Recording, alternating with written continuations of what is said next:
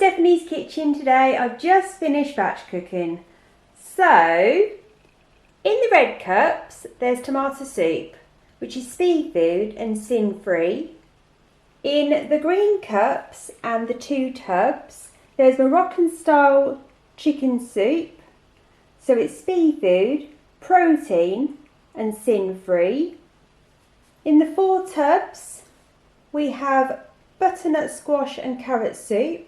So it's speed food and sin-free.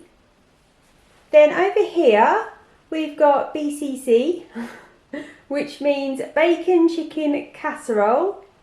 Speed food, protein, sins unknown, because these are for Ian. And then we have BC, which is bacon casserole. Again, speed food, protein, and sins unknown, because they are for Ian.